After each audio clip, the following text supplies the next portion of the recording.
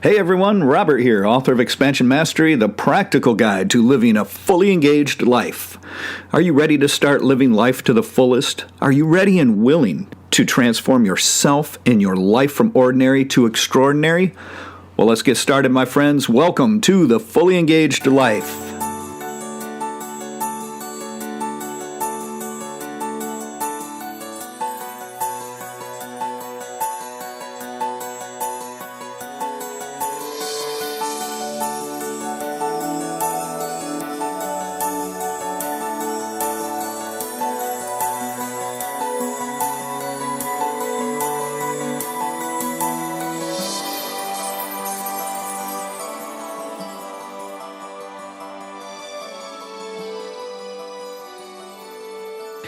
Welcome back to the show, everyone. This week we're going to continue with this process of how to bring unconscious mental processes and patterns into the conscious mind where we can then address them.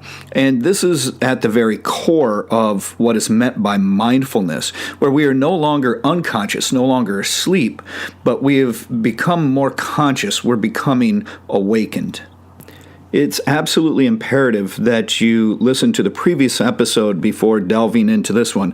Otherwise, I can guarantee you're going to be completely lost. So this is part 2. Last episode, I revealed 3 different types of unconscious mental processes and patterns that are taking place, and your conscious mind is generally, if not completely, unaware of it. As I've explained before, the purpose of true spirituality is to begin bringing the unconscious processes and patterns into the conscious mind. This is the very heart of real mindfulness. As we bring the mental formations of the unconscious mind into the conscious mind, we attain a higher state of awareness that is known as mindfulness. See, this is what real mindfulness is. This is the first major step towards awakening. We can easily see that as we become more consciously aware, we're taking back control of our mind.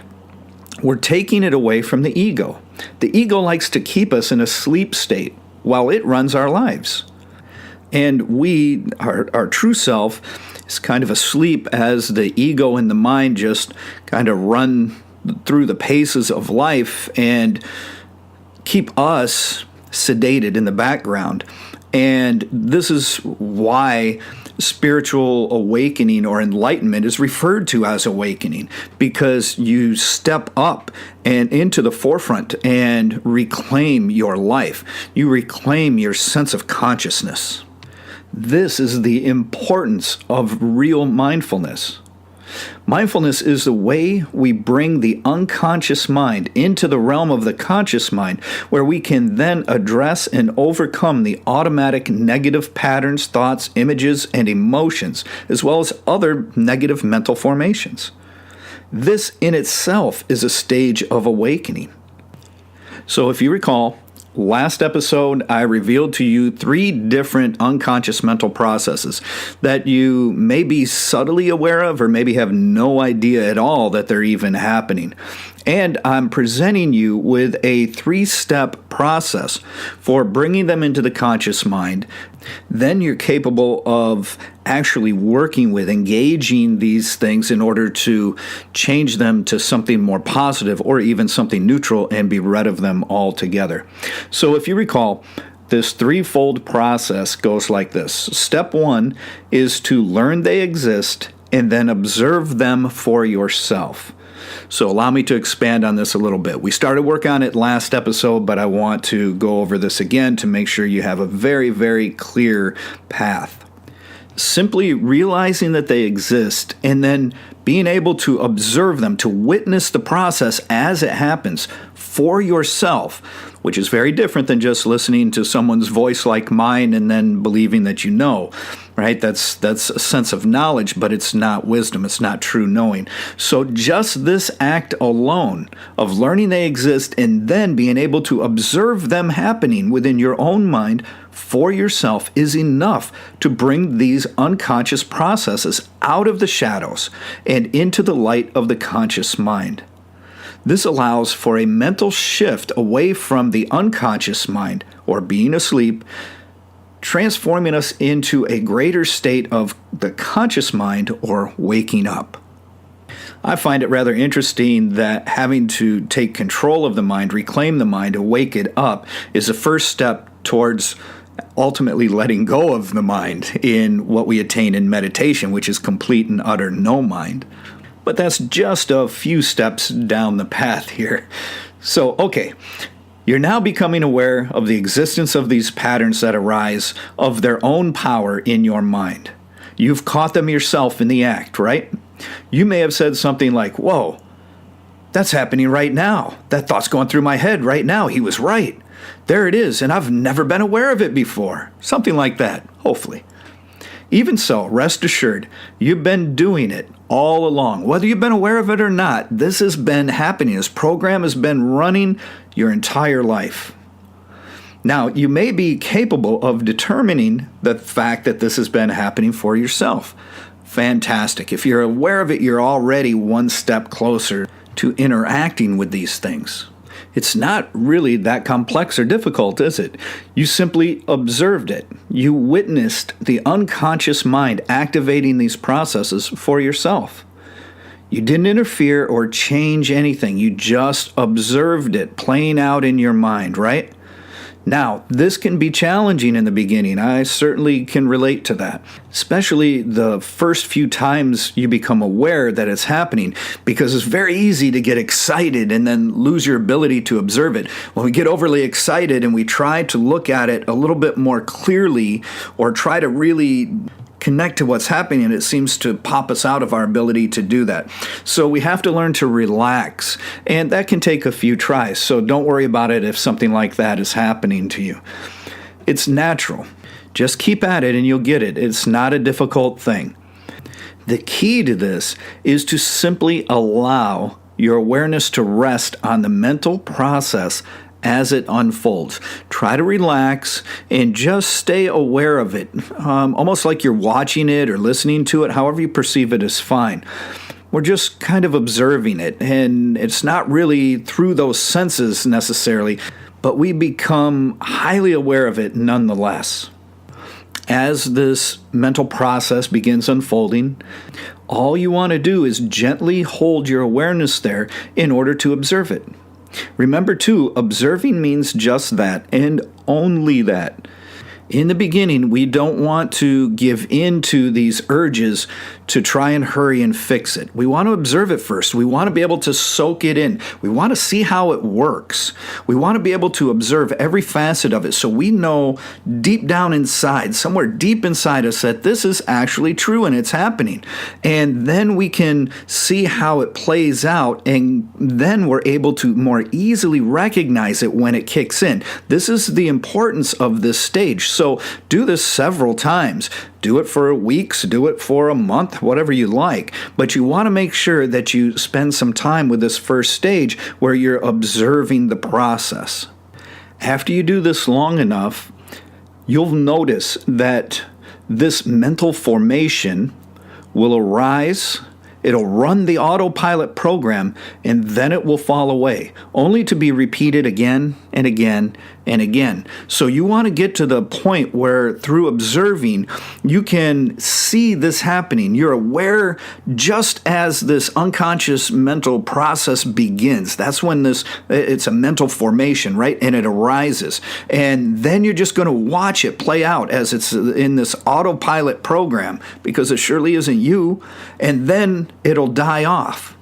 And then what happens is something else kicks in. Either it replays that one over and over and over, or it'll kick in another unconscious mental process right behind it. So you want to observe this for yourself so you know what I'm talking about. This is actually the ability to observe your mind as it works. And not only the mind, but your unconscious mind. Something that most people will never, ever connect to in their entire lives. And you're going to do it. You're going to be able to connect to it, and you're going to observe it so you understand how this happens. That's it. That's the first step. Just to understand that it's happening and then to observe it as a way of experiencing it for yourself. All right, step 2 of the process.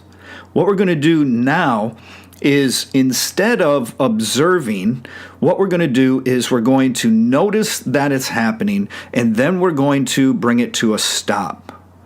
After you have the ability to observe it, you've created a sense of awareness for it when it takes place. So now that you have that, now that you're aware of these unconscious mental processes and you're able to observe them, what we're going to do is we're going to no longer observe, but we're going to engage this practice more deeply.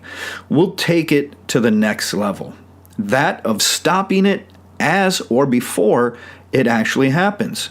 To accomplish this, what you want to do is to catch the process as quickly as you possibly can, as soon as it begins if possible, and then consciously stop it in its tracks. You're going to begin shutting these processes down as soon as they arise, because most of these unconscious mental patterns resonate in the negative spectrum. So when you stop this negative pattern from playing, what you do is you prevent your vibration from lowering, you prevent yourself from being negative in the moment, and that also prevents you from attracting future negativity into your life. I don't know about you, but I think that's a pretty sweet deal. All we have to do is stop this unconscious mental process, and we get these type of benefits. We can keep our vibration up, and then we are not attracting things to us in a negative way, either now or in the future. So when these things arise, you're going to notice them, and now instead of observing them, you're going to stop them. You're going to bring them to a halt. One important thing I'll share here from my own experience with these exact same practices is this. As soon as you stop this unconscious mental process, try not to allow yourself to become agitated that you had it arise in the first place. It's okay. What we want to do is avoid being angry, frustrated, or annoyed by the fact that it's happening. This gives the unconscious mind more power, and what we're trying to do is take that power away from it. I found it very happy to smile using both the inner smile as well as the outer smile right on my face. I smiled and thought something like, no you don't, I see you, and I'm stopping you. In addition, I use this as an opportunity to laugh at myself a little, to stay lighthearted and a little playful. People tend to take everything far too seriously and want to force things to happen so quickly, so they get very agitated. But this is merely the ego's lack of patience. So we want to tune into our essence a little bit and develop some patience, and we want to take it easier on ourselves. You see, when you do this, you'll set yourself up for success. But if you give in to the agitation, the frustration, things like that, what will happen if you get angry at yourself is you're going to give power to the unconscious mental process you're trying to stop. You're going to increase its sense of negativity, and you're going to create a low vibration state in yourself in the process. We're trying to do just the opposite. The whole goal of spiritual practices is to allow us to keep our vibration in a higher frequency. Treat it like a game of mental hide-and-go-seek, right? Something like that. Just keep it easy, keep it playful, and you will not only ensure your success, but it will come far more rapidly. All right? So once you're effective at stopping it, you notice it coming up and you stop it. And it's not hard to stop it. You just say, I see what you're doing there. No, I'm not going to allow that to go. And it'll stop. It has to stop. Okay, so it's not that you're going to be in some deep inner conflict, where your mind is at war with itself or something like that. That isn't really the case. It's so much easier than that. The ego would maybe convince you otherwise, but I can tell you it's not. Okay, so once you stop that unconscious mental thought. You've brought it into the conscious mind, and it's in the conscious mind that you can stop it. You can't stop it when it's unconscious. Get that? So that's the importance of that. And then the third step in this process is to begin working with it. Well, that's not difficult either. Once you've brought the unconscious process out of the unconscious mind and into your conscious mind, and you've stopped it, you've prevented it from completing its normal pattern, its normal program, that's the point at which you can engage it. It's that gap that you're creating that allows you, the real you, to get in and start to take over. See how we're taking control of our mind back from the ego and these unconscious processes? So by this, what I mean is you can work with it. You can rewrite the program. You can overwrite the entire pattern with something more favorable.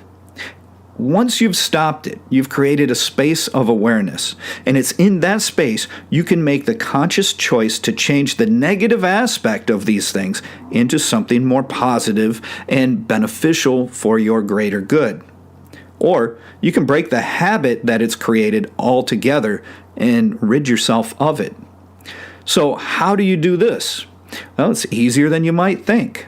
Once the unconscious mental process has been brought into the conscious mind and then halted there, you simply change it by overwriting the old program. So for that, what you're going to do is, if it's a program, say, some form of inner dialogue is negative, something about yourself you don't like, you can go in and change that. So you can change that thought, well, oh, that's just terrible that you have this or that you're that way, or right? Then you can go in and you can change it. So we can make it something positive. I can say, I'm very happy with myself. I love myself. Yes, I'll continue to work on myself, but I still accept myself for who I am at this moment. See, that gives you something more positive. And every time it comes up, if it comes back up negative, then you keep doing this. Depending on how many years this has been playing unconsciously in your mind, it may take a while to work on it. It's not necessarily a one and done. Maybe it is. I hope it is. But that isn't always the case. Sometimes you have to keep catching it, keep reprogramming it. What I did with this, when I had this happen, is I actually wrote it out. So when I would overwrite this negative program with something positive, I overwrote it with the exact same statement every single time. That consistency was something that I found really helped me. And then pretty soon the unconscious mind will just start to play that program instead. Now, as I also shared, you can get rid of them altogether. And this is when we take something from the negative state, and instead of making it positive, we actually do away with it altogether. And I'll explain this through the process I used as we go through. So this one's a little trickier and it can be hard, so I'd like to explain that. So what I want to do is draw upon the first unconscious mental process that I offered in the previous episode, which number one was the unconscious mental process of identity validation and extension. And this will help you understand how to address it. What I'm going to do is step you right through it. All right, so I explained the unconscious mental process of identity validation and extension that's carrying on in the background of the mind all the time, right? So this is how I worked with it myself.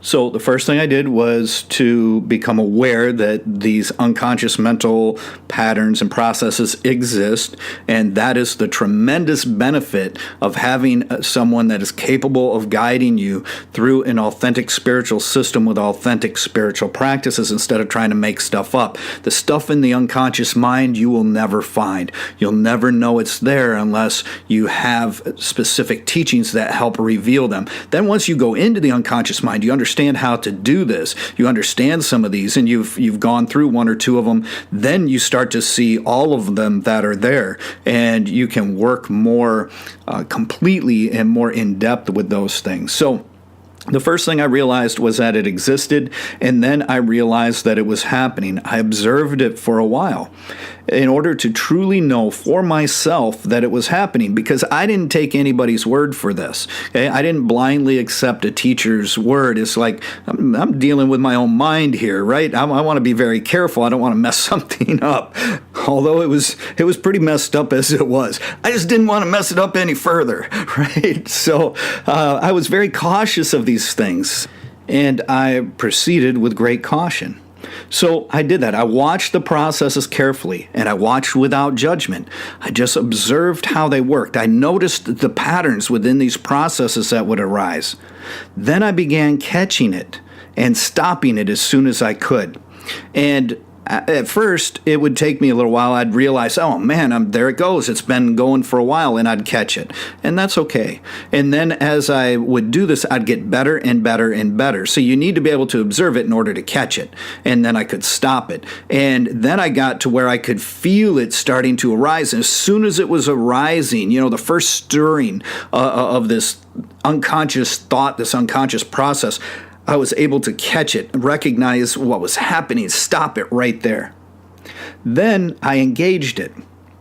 And at first what I did is I overwrote the negative ego-driven process that kept building an identity that I knew wasn't really me and that I knew I really didn't want. And I did that by affirming that I am not that identity. Then what I did is I replaced it with the identity that I wanted to be, more the person that I hoped and wished I was, more the person that I felt deep inside that maybe I could be. And it's at this point that you can state whatever you desire and truly begin to reinvent yourself. I first chose more positive attributes for a more favorable type of identity to improve upon myself. Then over time, I realized that this was still dealing with the ego a little bit. It helped me greatly. It helped me feel so much better, and it helped me keep my vibration up, which was necessary. And I think that's a very important first step, is try to change the negative to the positive. But then as the ego began to subside, I began to allow it to die. What I began to realize is that positive and negative are both extremes, and that is what the ego dwells in. It loves to jump from one to another. So this is easy in the beginning to go from negative, just go to the opposite extreme, which is positive, and it's very helpful. Then once you're in this positive state, you can make more gains in your practices. But as the ego dies, you seek out a more neutral or middle path for these things. So over time, what I did was I just started to program myself to escape any sense of identity at all, because I realized none of it was really me. This allowed me to escape the labels and limitations we tend to place on ourselves. This way, everyone is free to see me as their perception allows, without me being attached to any of it at all, because other people's perceptions of you are their perceptions, and they go through their unconscious filters and things, so it's not true. It's not a real perception, nor is your perception of yourself real or true. So what I figured is, well, then I might as well just get rid of that altogether. See, and this is what happens when the ego starts to die, or the ego dies altogether. It takes your identity with it. And this freed me from the process altogether. And then those unconscious mental patterns just never happened anymore, consciously or unconsciously. Now, before you freak out, just take a breath and remain calm. Okay? Don't freak out on me here. I know it can be scary when we start to look at things like, well, if I don't have my identity, who will I be? I won't be anybody. I won't know what to do. That's not really true. That's the ego resisting this idea. Trust me. I went through it too, but it's just the ego resisting. And what we realize is that none of it's real. Once you understand your true nature, you realize that there is no identity to your essence. It simply is. And it is only the ego that clings to that identity. So when you can change things to a neutral state, and if you're capable of doing that, bypassing the positive, go right for that, fine, that's awesome. But be gentle with yourself, and like I said, it can be very difficult. I went from the negative to the positive, and then from the positive to the neutral, or something that we could call maybe emptiness. But many people are just not ready to toss aside their identity, and I understand that. So take your time, work with it. At least get to the positive, because from there it's going to be life-changing on its own. You'll be able to hold your vibration up. You'll be able to open your heart, be able to do so many things. And when you're in a neutral state or an empty state, all those things stay open anyway. Okay, so you're not going to give anything up. You'll just be totally rid of the negative and the extreme of all these positive things, and things will just simply be. And when they're simply being, you are in a state of ultimate openness. It's a level of freedom that can be frightening for some. So do what you're ready for. Be gentle and easy on yourself. Attempting to do too much too soon will only cause you to retreat back into the unconscious mind and strengthen the ego.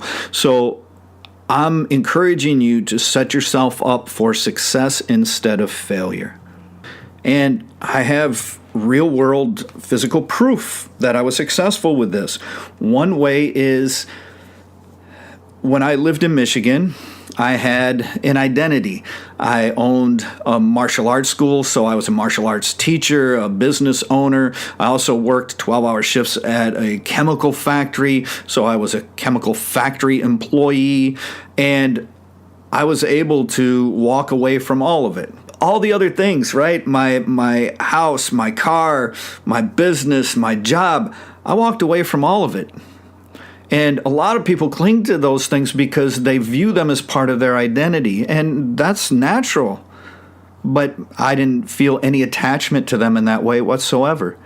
This has allowed me to cleanse myself of these old identity patterns and things that I knew I didn't like anyway, didn't want, and it allowed me to just live in this state of emptiness where I can simply be. I don't have to be anyone in particular. I don't have to satisfy a role for anyone. I get to simply be.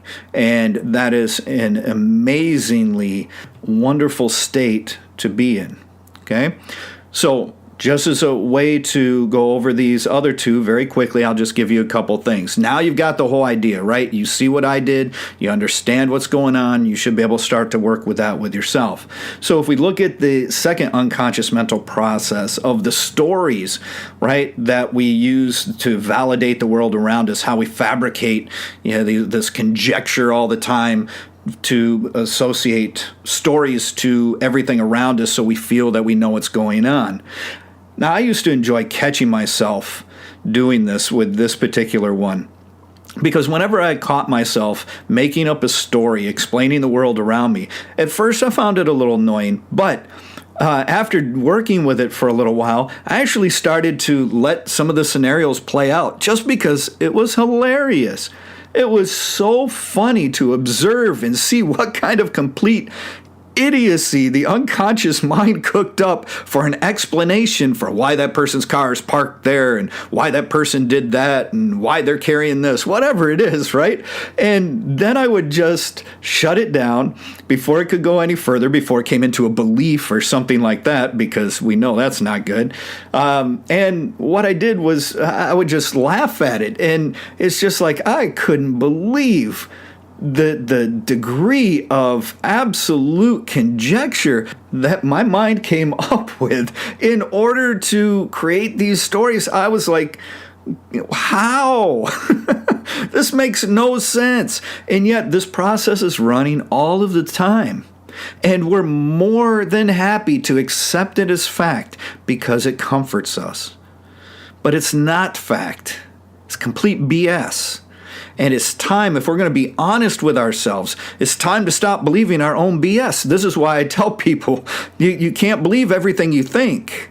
We can't believe most of what we think. We can't believe much of any of the unconscious stuff we're thinking, right? It's just absolutely absurd. So when you get into this one and you start to take a look, use it as an opportunity to laugh at yourself a little bit and laugh at the mind and just go, wow, I can't believe that I was buying into all this for so long. I mean, you just can't make this crap up. But yet you do. You are, right? You're just not conscious of it. So this one is incredible. but you use the same process. And then obviously with this, you don't want to create a positive story or some other story. So this one, we're going to go right to something neutral. We're going to go to emptiness. And what I used to do is go, just shut up. You don't know any of that. You're making stuff up. You don't know anything. And I would just tell myself to shut up, right? That's all it takes. And you shut it down. And then pretty soon it'll get tired of that, and it'll realize, oh, I shouldn't do that, so I'm not going to run that program anymore. You can have the intention associated with this as you go into the practice of no longer engaging in this absolutely worthless pattern or process that's carrying out in your unconscious mind. Now, the third one is the unconscious mental process of the sensory filters. This one gets a little trickier. This one requires an understanding for the six senses, which is probably a little deeper than you may possess right now. Some may be saying that there are only 5 senses, but this is not the case at all. Many find it difficult to accept a sixth sense. But in the philosophy of the ancient Cometians, in their teachings, they say there are over 360 senses that human beings possess, yet most of which remain dormant due to the lack of consciousness. Can you imagine that? Can you imagine what we are actually capable of if that's true? So if we go from 360 down to 6, that's not so difficult now, is it? In this case, we're dealing with just 6. And they are as follows. This is nothing mystical, okay? Nothing out there. It's very sensible. These 6 senses, according to ancient traditions, are as follows. There are 6 external senses and 6 internal senses, but that doesn't mean they're 12. It just means that there's an inner and outer nature to each one of these. And understanding this is absolutely critical to grasping the idea of the 6 senses. The senses themselves could be referred to as the eyes, ears, nose, tongue, body, and mind. See, nothing mystical, nothing woo-woo there going on, right? We'll break this all down in the next episode because we're out of time today. So make sure to tune in next Monday, and we're going to cover this unconscious mental process of the sensory filters. We're going to go deep into this one, and we're going to help you understand the 6 senses, and then we're going to help you understand how to better engage with them. And any of you that know the Breath Bridge program that I've put out, it comes from this understanding and practice. So if you want to get a deeper understanding for the value of what I put together in the Breath Bridge, this will help you understand that. It'll be incredible. So make sure and tune in next Monday. Until then, make sure to visit me at www.expansionmastery.com. You can go there and you can get a copy of Expansion Mastery, the practical guide to living a fully engaged life, for only $5, 75% off the cover price. The stock that I had is running low, so this is going to be the last week. So I urge you, if you want that book, you better get it now because the sale is going to be ending, all right? So don't say I didn't warn you. I've warned you. So make sure to go there, pick it up for $5. You can give it to your friends, family. I highly recommend sharing it with people that you love and engaging in it with them. I use some of the challenges with my grandsons. It's excellent way to interact with younger people and get them involved in this too. Also, make sure you're supporting us on social media. We have our YouTube page, Facebook, Twitter, all the usual stuff. Go there, subscribe, like, do the things, leave comments, whatever you like to do. Please support us and share the effort to get the real, true spirituality out into the hands of the people and wake them up so they can take part in this consciousness shift along with us. We need to wake people up more than ever. So I need your support. I need your help to do that. And all I'm asking of you is that you share this material. Together we can transform this world into a heaven on earth. Till next week, my friends, I wish you the very best in your practices and your life. Take care.